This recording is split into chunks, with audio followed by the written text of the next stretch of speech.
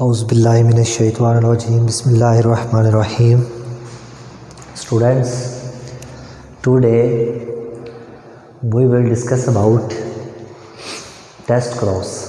Students, test cross, this is a topic from the second year biology chapter number 22, and today our lecture is lecture number 3. ठीक है, तो so what is test cross? Students, first of all we will discuss about definitions of the test cross. बेटा जी हम chapter number 22 में genetics के बारे में पढ़ रहे हैं। तो स्टूडेंट्स, जेनेटिक्स जो है स्टडी ऑफ जीन्स है और हम जीन्स के बारे में बात करते हैं। तो डेफिनेशन में सबसे पहले हम जो जिक्र करेंगे वो होगा when a back cross is made between the F1 hybrid आप बोलते हैं कि जब आप डबल कॉन्सेप्ट स्टडी कर रहे होते हैं, जब आप दो चीज़ों को स्टडी कर रहे होते हैं तो आप बोलते हैं कि वो हाइब्रिड है। ठीक है, हाइब्रिड विद अननाउन जीनोटाइप। ठीक है, जीनोटाइप में मैंने आपको डेफिनेशन बताई थी कि what is genotype. Students, genotype हम बोलते हैं कि study of the sequence of genes. ठीक है, जीनोटाइप में हम किसी ऑर्गेनिज्म के जीन की सीक्वेंस को स्टडी करते हैं। ठीक है, और फिनोटाइप में हम study of expression of the genes देखते हैं। And the recessive parental type. So again I am repeating, when a back cross is made between the F1 hybrid and the recessive parental type. Recessive parental type ये जो चीज़ show हुई है ये है recessive. ठीक है, तो इस हवाले से हम इसके एक्सप्लेनेशन क्या करेंगे। अकॉर्डिंग टू मेंडल बताते हैं कि if the offspring is homozygous, homozygous हम बोलते हैं कि अगर वो सेम है, अगर ऑफस्प्रिंग होमोजाइगस है, ठीक है, तो then all individuals are same. ठीक है, सारे इंडिविजुअल सेम होंगे, जैसा कि ये होमोजाइगस है, double R.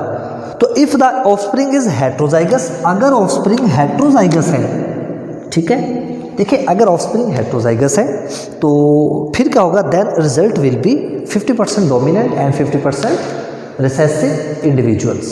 So there are, we discuss about two cases. First of all, one case is the if the seed is homozygous.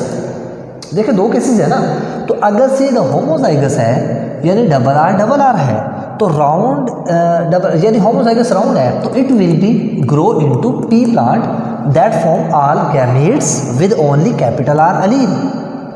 ठीक है, जैसा कि हमने ये बात की थी कि दोनों कैपिटल आर अलील होंगे। ये देखें, ये भी गैमेट्स बना, ये भी गैमेट्स बना, तो दोनों क्या होंगे, कैपिटल आर अलील।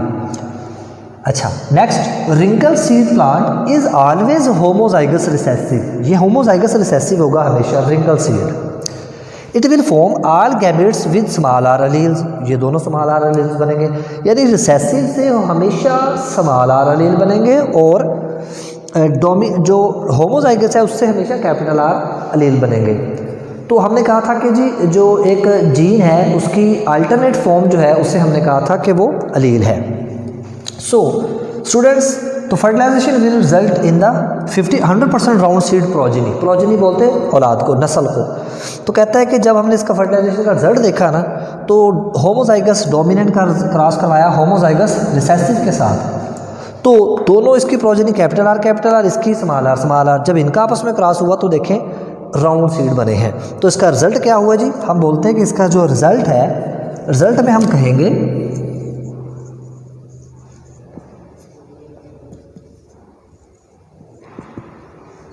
कहेंगे ऑल राउंड सीड प्रोजेनी। सारी की सारी जो सीड की प्रोजेनी है वो क्या होगी, राउंड होगी। देखिए कैपिटल आर स्मॉल आर आ गया ना, तो स्मॉल आर तो रिसेसिव हो जाएगा, छुप जाएगा, कैपिटल आर डोमिनेट होकर शो हो जाएगा।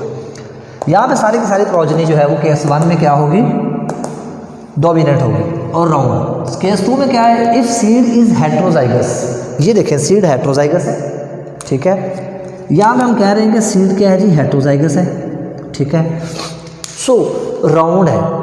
It will grow into plant that form half gametes with capital R at the half with small are alleles. So wrinkle seed plant will form only small r type of the gametes. wrinkle ने हमेशा small r type के gametes ही बनाने हैं।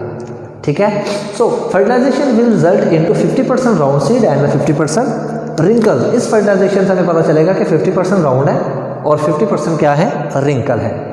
सो seed progeny, even a single wrinkle seed in the progeny is a convincing proof for heterozygous nature of the round parent.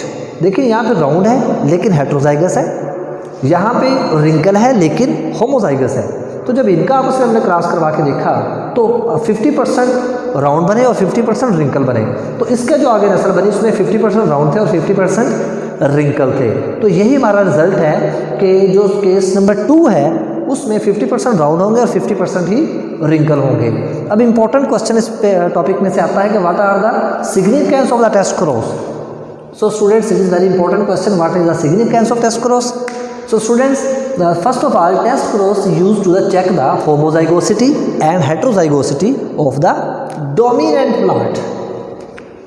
यानी कोई organism जो plant है, dominant plant जो है वो होमोजाइगस है या हेट्रोजाइगस है। तो होमोजाइगोसिटी और हेट्रोजाइगोसिटी को चेक करने के लिए हम इसको स्टडी करते हैं। नंबर 1। नंबर 2 पे हम बात करते हैं कि test cross give further support, it continue to be an important tool for the genetics के लिए इम्पोर्टेंट टूल्स, औजार के तौर पर यूज़ होगा। Number 3, test cross give further support to the law of the segregation का लॉ के लिए मजीद फर्दर काम करेगा। नंबर 5, इट गिव अस क्या करेगा, N illustration of the principle of independent assortment. ठीक है जी स्टूडेंट्स, ये एक छोटा सा टॉपिक था टेस्ट क्रॉस। ये शॉर्ट क्वेश्चन भी आता है, लॉन्ग क्वेश्चन भी बन जाता है। आपने इसको छोड़ना नहीं, अच्छी तरह से तैयारी करनी है। आप लोगों का कोई क्वेश्चन हो तो बेटा नीचे कमेंट करें, इंशाल्लाह आपको आंसर करूँगा। और बेटा आपका जो लेक्चर्स है वो जो है ना वो डेली का डेली हुआ करेगा। ठीक है, और ये टॉपिक आपने लाजमी याद कर लेना है, ये इस चैप्टर के जो है ना इम्पोर्टेंट टॉपिक्स में से शुमार होता है। ठीक है, नेक्स्ट वीडियोज़ के लिए बेटा जी इंशाल्लाह जो है ना वो कल हम नया जो है ना वो उसका टॉपिक देखेंगे। ठीक है, जज़ाकल्लाह, अल्लाह हाफ़िज़।